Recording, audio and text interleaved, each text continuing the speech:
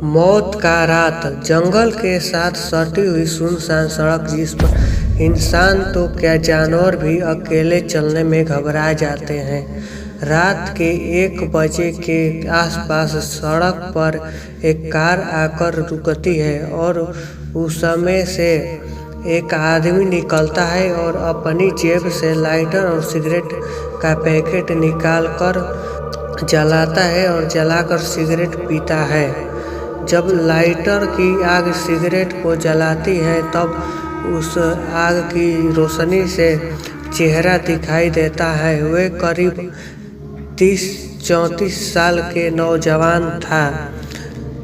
जब सिगरेट की धुआं अपने शरीर के अंदर खींचता है और कुछ देर बाद मुंह में छल्ले बनाकर धुएं को छोड़ता है, वह अपनी सिगरेट को ख़त्म करता है और उसे ज़मीन पर गिरा देता है और अपनी पैरों से उसे मसल देता है और फिर अपनी कार का डिक्की खोलता है और खोल करके देखता है। वह लड़का उस डिक्की में रखी एक पानी के बोतल को उठाता है और उस बोतल से पानी पी कर के अपने मुंह से कुल्ला करता है और अपने मुंह में पानी की एक धार बनाकर उस लड़की के मुंह पर मारता है। लड़की के मुंह पर पानी मारते ही लड़की होश में आ जाती है और अपने आप को डिक्की में बंधी हुई पाती है और देखती है कि उसके सामने कोई खड़ा है और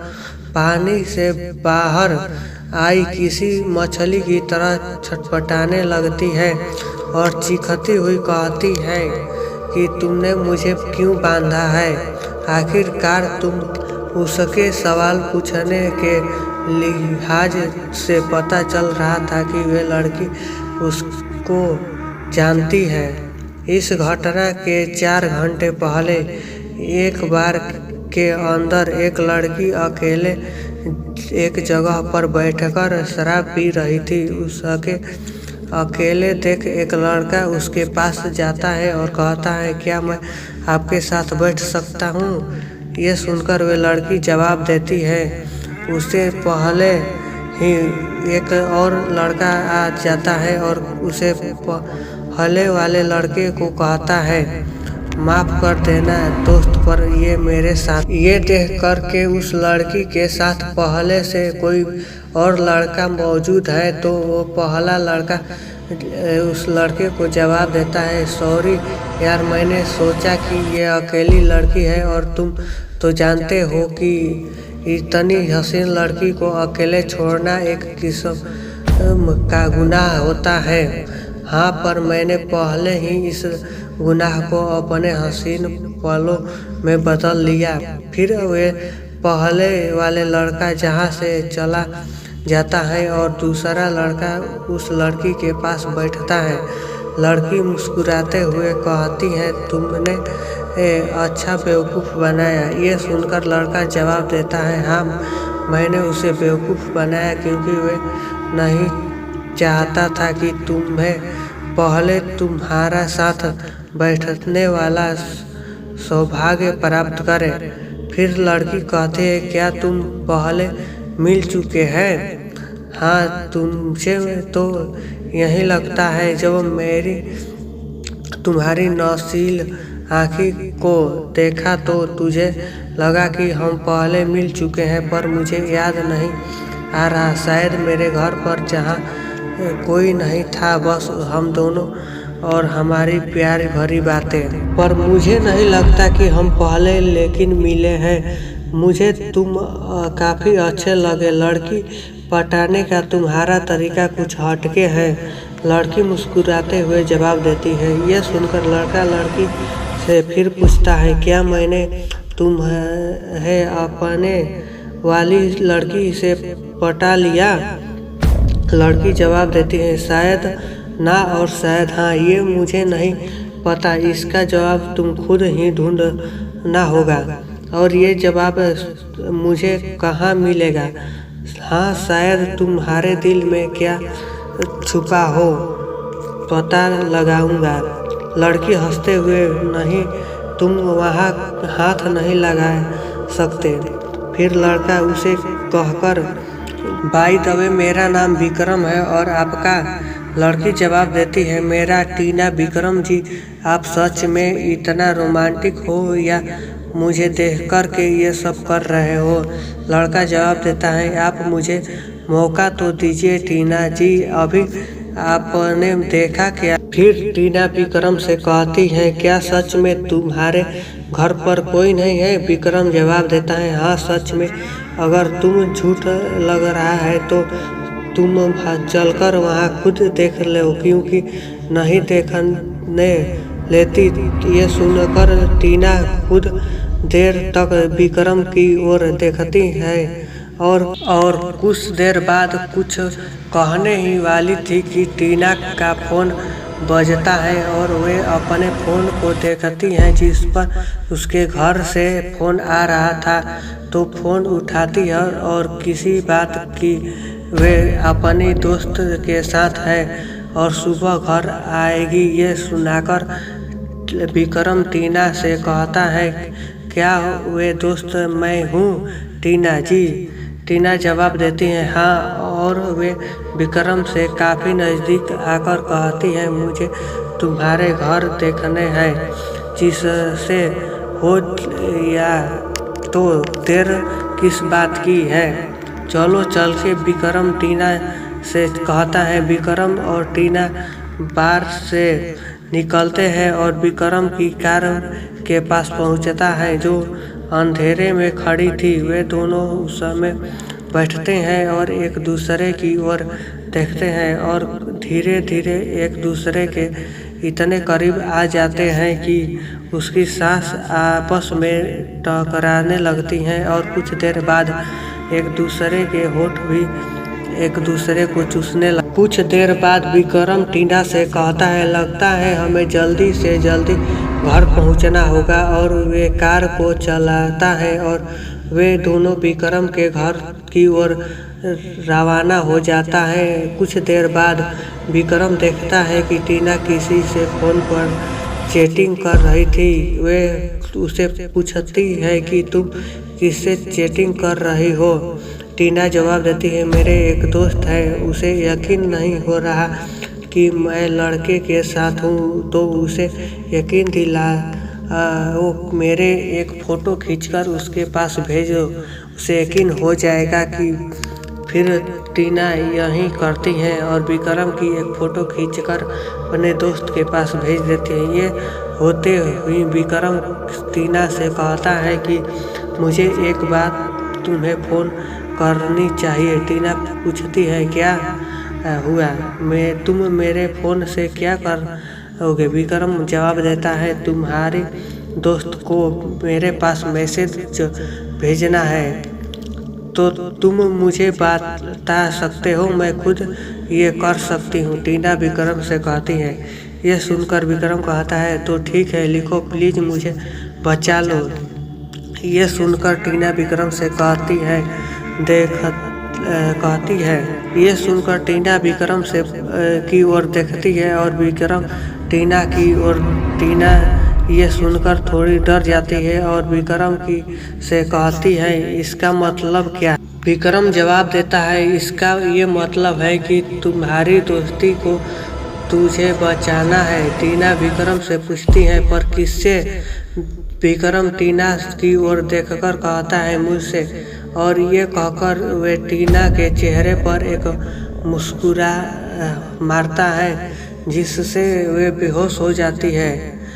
फिर वे अपनी गाड़ी को सड़क के किनारे रोक देता है और ये कहकर टीना के चेहरे पर एक मुक्का मारता है जिससे वे बेहोश हो जाती हैं। फिर वे अपनी गाड़ी को सड़क के किनारे रोकता है और टीना के गाल को चूमते हुए एक फ़ोटो खींचता है, उसके दोस्त के पास भेज देता है। एक लोकेशन भी मैसेज करता है कि मेरे पास पहुंचना है। तो जो लड़की नहीं कोई लड़का था वे उसे देखता है और अपने 2 और साथियों को उस बारे में बताता है और विक्रम के भेजी हुई लोकेशन पर और अपने दोस्त के साथ हथियार लेकर रवाना हो जाता है। और बाद में विक्रम टीना को रस्सी से बांध देता है और उसे अपनी कार की डिक्की में गिरा देता है और आगे बढ़ता है। वर्तमान समय टीना विक्रम से होश में आने के बाद पूछ रही थी कि वे आखिरकार कर क्या रहे हैं। फिर विक्रम टीना को बोला, मैं पकड़कर डिक्की से बाहर गिरता है। जमीन पर गिरते ही वे दर्द से चीखने लगती है, लेकिन इस सुनसान जंगल में बस उसी की चीख की आवाज़ गूंज रही थी और विक्रम उसे टांगे की ओर से पकड़कर उसे घसीटते हुए जंगल की ओर ले जा रहा था। टीना का रो रो कर बुरा हाल हुआ और बहुत डर और घबराई हुई थी और कुछ समझ नहीं पा रही थी। फिर विक्रम उस एक जगह पर जाकर रुक जाता है और एक जगह पर एक गड्ढा खोदने लगता है। विक्रम को गड्ढा खोदते देख टीना घबराते हुए विक्रम से कहती है कि तुम ये क्या कर रहे हो, तुम आखिरकार चाहते क्या हो, मुझे छोड़ दो प्लीज। वे रोने लगती है। रोते रोते विक्रम रुकता है और उसके पास आकर बैठ जाता है और उसे देखते रहता है। विक्रम टीना के आंसुओं को अपनी उंगली से पोंछता है। टीना को महसूस होता है कि विक्रम के उंगली के नाखून किसी जानवर की तरह थे। अजीब था जब उसे उसकी मिली थी, जब उसने ऐसा देखा था। टीना के आंसुओं को पोंछने के बाद विक्रम टीना की आंखों में देखता है और अचानक से टीना की एक आंख को अपने नाखून से बाहर निकाल लेता है। ये होते ही टीना की चीख से ज़्यादा तेज और दर्द भरी हो जाती है और वे जमीन पर रस्सियों से बंधी तड़पड़ाने लगती है और विक्रम फिर से गड्ढा खोदने लगता है।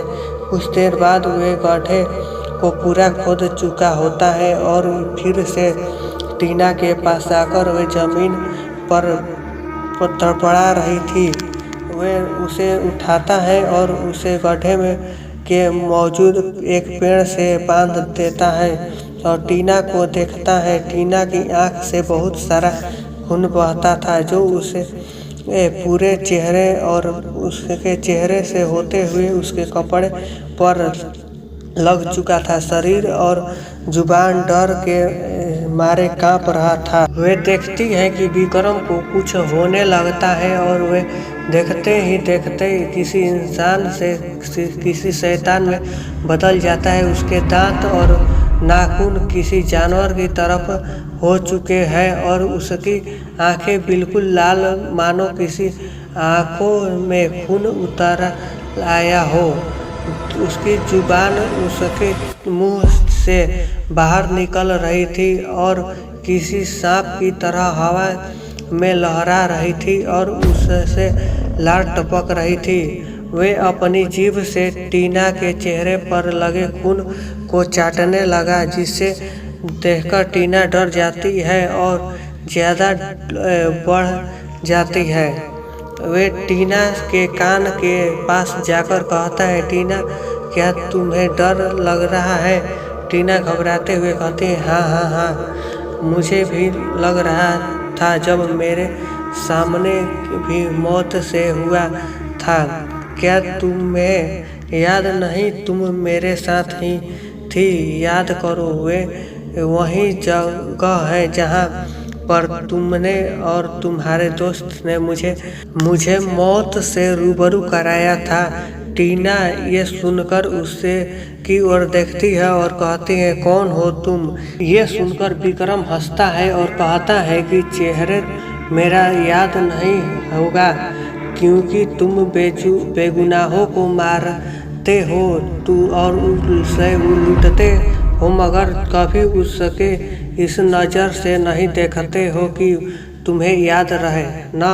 मुझे माफ़ कर दो विक्रम, अब हमने वे काम छोड़ दिया है। माना कि मेरे दोस्त पहले लोगों को लूटते थे, पर अब नहीं। टीना विक्रम को जवाब देती है। ये सुनकर विक्रम कहता है कि ऐसा सच में, लेकिन मुझे तो ये लग रहा था कि आज भी तुम और तुम्हारे दोस्त मुझे लूटने वाले थे। मुझे माफ़ कर दो विक्रम, भगवान के लिए मुझे माफ़ कर दो। टीना विक्रम के सामने गिड़गिड़ाती है, पर विक्रम के ऊपर कोई असर नहीं पड़ता है। वे टीना से कहता है कि तुमने मुझे पैसे नहीं लूटे, बल्कि मेरे पूरी ज़िंदगी लूट ली थी। तुम्हारे लिए माफ़ कर देता, मगर तुम्हें मेरे लिए माफ़ कर देता, मगर तुमने जो मेरी दीप्ति के साथ जो किया है उसके लिए तुम्हें माफ़ नहीं कर सकता। 4 साल पहले विक्रम और उसकी गर्लफ्रेंड दीप्ति एक होटल में खाना खा रहे थे। उसके बाद अपने घर की ओर जाने की वाले होते हैं कि एक लड़का और एक लड़की उसके पास आता है और कहते हैं, दोस्त क्या तुम हमारी मदद कर सकते हो? हमारी कार खराब हो गई है और मैंने देखा कि तुम उसे और जा रही हो जो जहाँ हमें जाना है। विक्रम की कुछ देर सोचता है, लेकिन दीप्ति कहती है, विक्रम उस समय सोचने की क्या बात है। और वे उससे कहती हैं, आप हमारे साथ आ सकती हो। वे गाड़ी में बैठकर अपनी मंजिल की ओर बढ़ जाते हैं। रास्ते में वे लड़का विक्रम से कहता है, क्या आप दोनों शादीशुदा हैं? विक्रम जवाब देता है, नहीं, जल्दी ही होगा। वे लड़का भी अपनी गर्लफ्रेंड के हाथ चूमता है और कहता है, हम भी बहुत जल्द शादी करने वाले हैं। कुछ देर बाद वे जंगल के पास सुनसान रास्ते पर पहुंच जाता है और विक्रम उन दोनों से कहता है, तुम्हारा नाम क्या है? ये सुनकर वे दोनों हंसते हैं और विक्रम से कहते हैं कि तुम्हारी मौत। और वे लड़का विक्रम के सर पर किसी चीज़ से हमला करता है और विक्रम की आंखों के आगे अंधेरा छा जाता है और गाड़ी का बैलेंस बिगड़ जाता है और गाड़ी एक पेड़ से जा टकराती है। कुछ देर बाद विक्रम को होश आता है और वे देखता है कि वे एक पेड़ से बंधा है और दीप्ति जमीन पर बेहोश पड़ी है। विक्रम उससे आवाज़ देता है, पर कोई जवाब नहीं देती। फिर वह लड़का और लड़की उसके पास आ जाते हैं और कहते हैं कि घबराओ मत विक्रम, ये अभी मेरी नहीं है, पर बहुत जल्द तुम दोनों मरने वाले हो। ये सुनकर विक्रम उससे कहता है, ऐसा मत करो दोस्त, तुम जितना कहो मैं उतना पैसा देने के लिए तैयार हूँ। तुम शायद नहीं जानते हो, मैं बहुत अमीर हूँ। यही तो तुम्हारी गलती है। तभी उसके 2 साथ ही और वहाँ पर आते हैं, जिससे एक के पास लैपटॉप होता है और एक विक्रम के साथ है।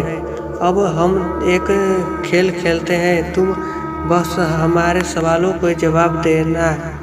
विक्रम कहता है, ठीक है, पर हमें कुछ मत करना।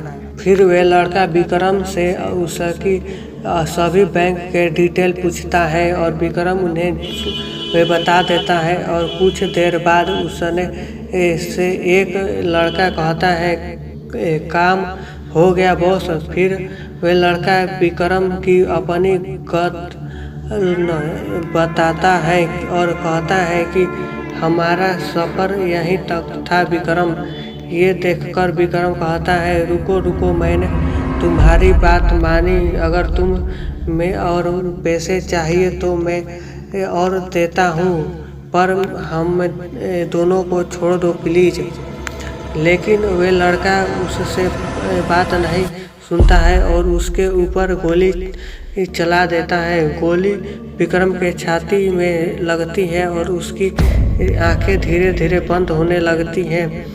फिर वे लड़का दीप्ति के साथ जाकर उसके और भी गन तानता है और तभी उसके पास उसका साथी आ जाता है। कहता है, बॉस, इसे भी मारने हैं, हमें इसे मारने ही वाले होते हैं, क्या इसे मारने से पहले इसके साथ कुछ देर मजे नहीं ले सकते?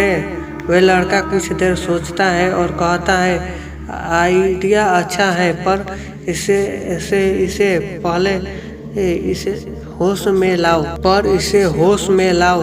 फिर वे दीप्ति को होश में लाते हैं और उसके साथ रेप करते हैं। विक्रम की सांसें अब तक चल रही थी और उसके आंखें बंद थी, मगर वे कानों से दीप्ति की चीख सुन रहा था और अंदर ही अंदर रो रहा था।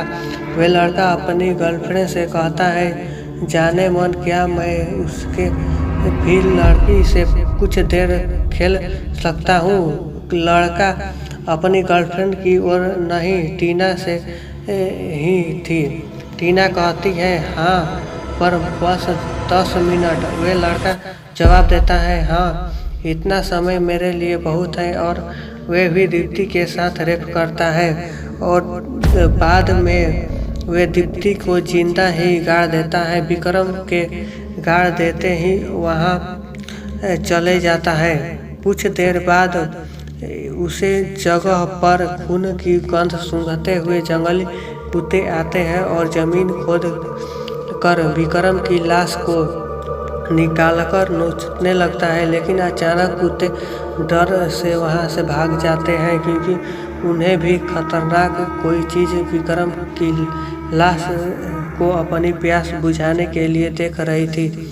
और वे जंगल के खतरनाक चमगादड़ जो किसी भी जीव को जिंदा मार देते हैं, वे विक्रम की लाश को ऊपर टूट पड़ती है और जब तक अपनी प्यास बुझाती है, वे जब तक उसके शरीर में खून का एक कतरा खत्म नहीं हो जाता। अचानक विक्रम के शरीर में कुछ हलचल होती है और अचानक से उसकी आंख खुलती है, बिल्कुल लाल होती, और वे चीखते हुए उठता है। वर्तमान समय विक्रम टीना से कहता है, मैं 4 सालों से तुम्हें ढूंढ रहा था और किस्मत देखो, तुम मुझे उसी शहर में मिली जहां तुमने मुझे मारा था।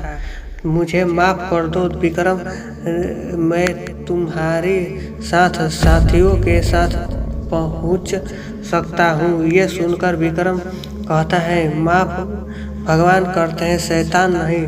क्या तुम जानती हो मैं क्या हूँ?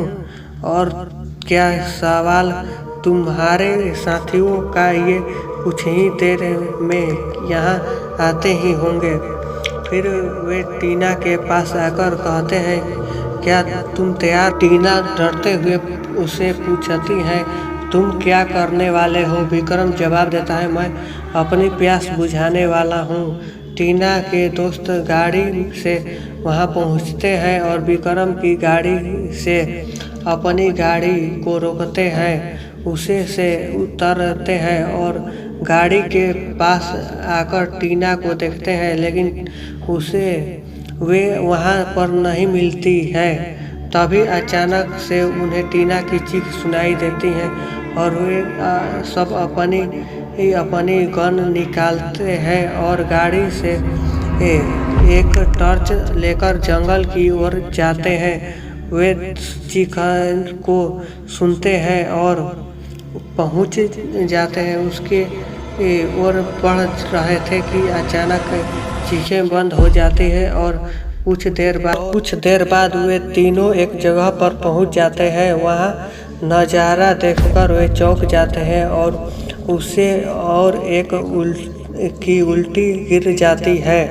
वे देखकर है टीना की बॉडी पर पेड़ से बांधी हुई थी और उसके ऊपर से कपड़ा गायब था। उसके शरीर पर एक भी कपड़ा नहीं था और उसके शरीर को किसी के जानवर की तरह निचोड़ा हुआ था।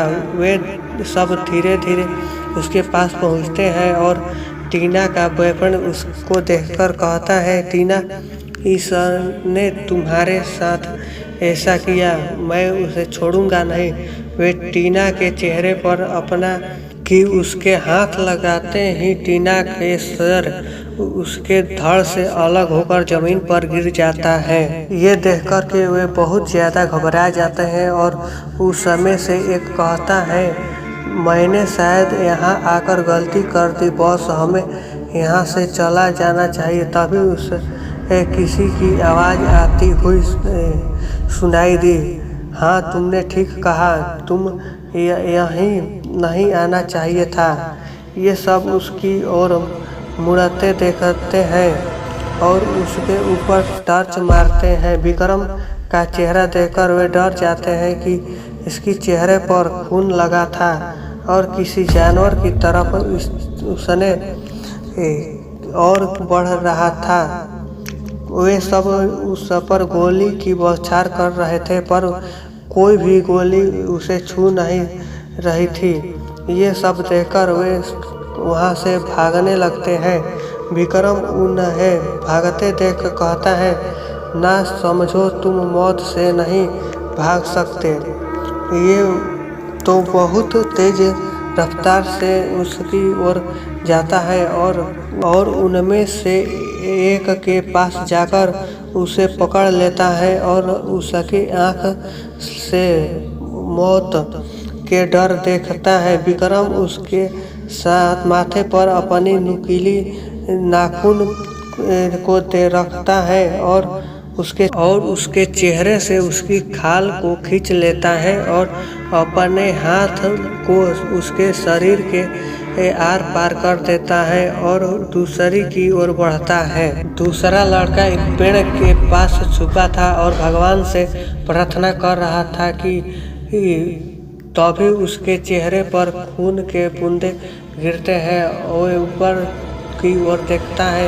विक्रम पेड़ पर बैठा था, उसकी ओर देख रहा था। वे नीचे आता है और उसके हाथों से पेड़ के पीछे एक दूसरे के किसी रस्सी की तरफ बांध देता है। वे लड़का दर्द से चीखने लगता है। विक्रम अपनी नाखूनों से धीरे धीरे उसके गले को चीरता है और वे वहाँ पर तड़पने लगता है। कुछ देर बाद वहाँ पर बहुत से चमगादड़ आते हैं और वे उस लड़के को निचोड़ने लगते हैं और कुछ ही देर बाद उस लड़के के शरीर पर बस हड्डी चढ़ जाता है।